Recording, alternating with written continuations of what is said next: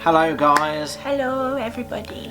And welcome to another video of the Bunny and Teddy video diaries, and in this video we are both going to be discussing our top 5 holiday destinations for the future after COVID has been sorted out worldwide. So as you know, at the time of this video, which is the 21st of March 2021, the UK is still under lockdown, as it were, as far as restrictions are concerned in travel. We don't really come out until May 17th, and then we don't fully come out of everything until June 21st. So if all that goes to plan and nothing happens to jeopardise this, these are the 5 places where we would like to visit. What do you say? Yes. I think we better just go straight into it, because Bunny's not got any comments about the current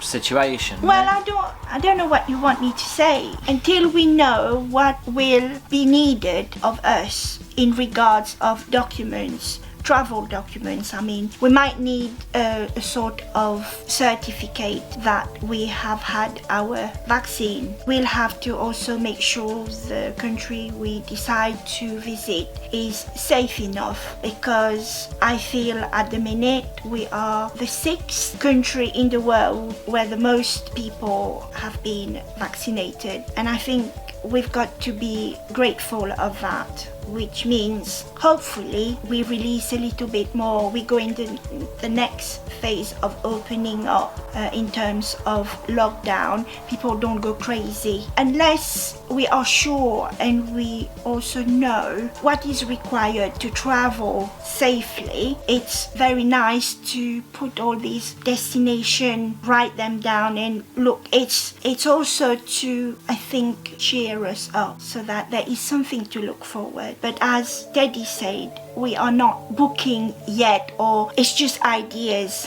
that we would like. It might be this year, it might be next year, until, I think the key word is until it's safe to travel. Until things are more certain and put in place. As Bunny says about travelling abroad, you need to have a vaccination. Only this week, P&O ferries or cruise liners have stated that you must be totally vaccinated, that's both doses, before you can go on one of their cruises, which in my opinion is a very wise thing to do, because that's when it all started with the cruise liner, if you remember. When you're looking at, you know, each nation is going to be dealing with it differently with the vaccination rollout. They may lock down, as they are doing across Europe at the moment. Even though they're supposed to be opening up, they're locking back down again because of infection rates. So you don't want to be stuck abroad in one of those situations where you're locked down. You could be spending all your holiday in a hotel instead of seeing the country that you're in, for example. Or quarantine there. Yes, you may be quarantined. Even though you've had your vaccine. Yeah, because it's not really certain whether you could be a carrier of the virus. And if you are, you'll be tested when you get there, and if you're positive, you'll get slung away somewhere even though you've had the vaccine.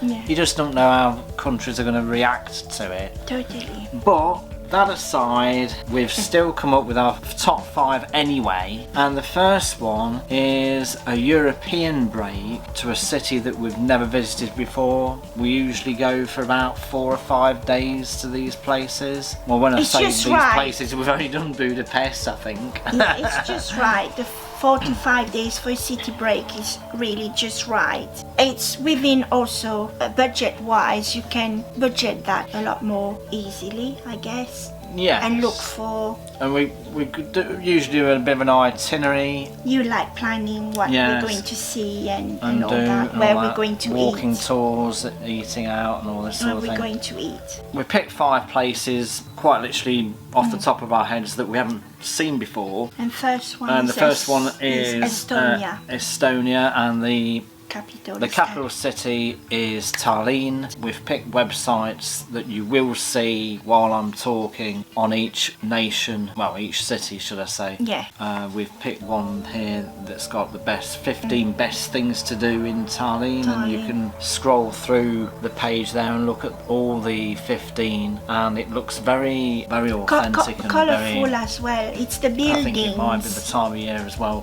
when the pictures are taken. Yeah. I believe it's the autumn. And when we went to Budapest, it was autumn as well. Yes. Absolutely beautiful. Yeah, and obviously each season's going to have its own colourful sort of spectrum. So it may be that time of year when we actually do visit. Well, we haven't decided on when, but obviously if everything goes to plan, we were thinking of September, October time. So Tallinn in Estonia, great place to visit it seems. Everything's very cultural, very authentic. Next up though is Poland. The next one is Poland. It's Warsaw, again the capital city. There are other places in Poland, of course, that we could choose. It's another country we'd like to go and see. Polish food.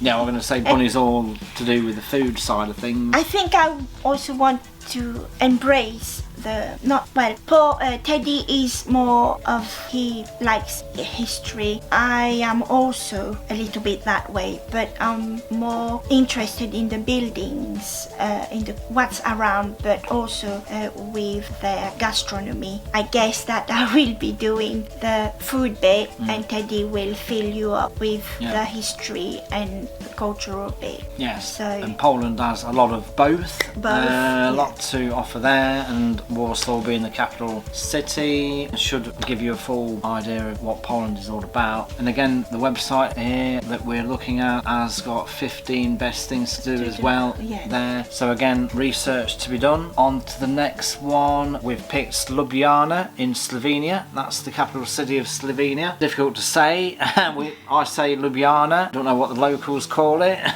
But on this website there are 8 reasons to visit, so we'll be looking at that again. But we've seen it on 1 or 2 occasions through other people, haven't we? Beautiful scenery around the capital. Well, loads to discover, really. Yes, because you can do little day trips. I don't know whether Lake Bled is nearby and things like that. There's castles and so forth. Has a very Germanic feel about it as well, as many of these places do that we've picked. They've got their own sort of characters, but they do follow suit in the way that the buildings go. Yeah, for Poland as well, there is the history of war there. Yes, and I suppose Slovenia may have similar stories to tell. So yes, it's going to be quite an interesting city to go to. And then one of the obvious ones around that region is Prague. A lot of people have been there and done it. We haven't yet. Pretty excited about that prospect of going to that sort of place. But the Czech Republic in itself has got a lot to offer in other similar cities as well, haven't we? We've seen quite a few videos on that. Haven't we? Yes, we have, yes. And it's, again, a lot of history. The wine is very good. Your sister gave us some the wine, very good. Not to mention the pills as well, is it? The local beer. Yeah. But again, and castles and parks and walks, that sort of food tour. I think quite a few of these European cities offer that sort of walking tour, so we'll be investigating that sort of thing. Next on the list is purely holiday now. We're looking at like a week away sort of thing. We wanted to do an island,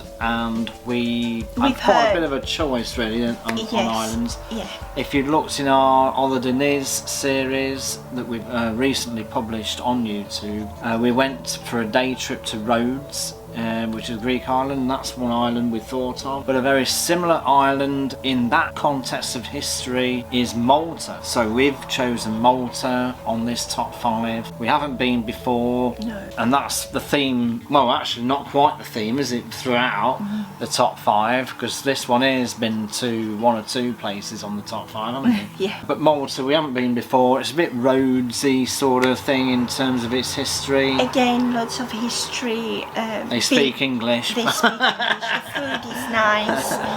Climate very good. Up to, I believe, October you can go there. Quite, when I say warmish, mild. Yeah, it doesn't have to be completely hot, does it? No. Malta. But again, it's got a lot to offer. Lots obviously. Of walks, or old towns, cathedral. They do, Cathedral. But there's lots of religious history in there with the Crusades and everything. They do pilgrimage. Yes. There is a pilgrimage organised by our church. If you look at the website that we've got on there, visit Malta, you'll see, go and see Gozo, the island. Is it St. Paul Cathedral there? St. Paul Cathedral? Oh, sorry, I don't know what it's called. I think it's called St. Paul Cathedral. We'll put things in the description below, I suppose. All the websites that we're using on the video will throw in descriptions. Yeah, Malta, again, very interesting place to visit. We've had a few friends a good mix there. Who's been there, colleagues,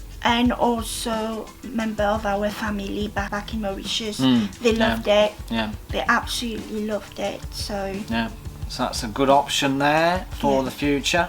Moving on, the next one is another island. We went to Lanzarote before we started vlogging and all this sort of thing, and we had a great time there. Yeah, we did. So I picked Menorca, not Mallorca or whatever, it's Menorca. I've got a website here, the 10 best things to do in Menorca, and I think it's by a couple of chaps who basically went there and have picked out their favourite places to go to, and it looks a really good set of 10 to go to. And I didn't realise Menorca was that good. When the bunny hasn't seen the website, she'll be blown away by the pictures on the website. No, I haven't seen it. But I know they've got beautiful snorkeling, because our best friend, they went there from one of their first holidays. Oh right. So they loved it. It's very relaxing, very laid back. Right, okay. And it looks it actually. It's Spanish as well, isn't it? Yes. Tapas. I did like the bar that's set in the cliff. Yeah, tapas style. Which is there. Nice white buildings, walking through alleyways, and just like Santorini type of thing really. There's that sort of thing to look forward to there. But yes, Menorca, good choice I think for a good break out there. We've picked a couple of places for number 4 based on Southeast Asia. The bunny's been to this particular place before, quite a few years ago now though. I loved it there. And the place is Singapore. I'm assuming it's quite literally just city stuff, is it, Bunny? Or has it got a beach and all that? There is a little island that you can go there onto. I think it's still there. But no, it's not really for beach there. It's mainly a vibrant city, but at the same time extremely nice. But what really amazed me there when I went with my mommy and daddy was the cleanliness of the place. In them days, well, Mauritian people didn't travel much, and when we entered the they did, but it was a new experience for me. It was a huge city, vibrant, and Mauritian people liking their food. When they came back, it was mainly shopping and food. But since then, I think Singapore's got a lot more to offer, I believe. Not only the shopping, but there are little areas, Little India, the Chinese, Italy, I believe. There are a lot of things to see as well. It's experimenting a bit of a lifestyle. I think there's been a lot of development over the years. It's a very modern, very vibrant, young. There's been a lot of investment into the infrastructure of the place. And then the airport in itself is a joy to see. There is everything there. Yeah, and there's a butterfly garden, and you probably won't leave the airport. Yeah, probably. Yeah. I think for me it's reliving some memories that I had with my mom and dad. It was just amazing, really. And also, I love the airline, the best ever.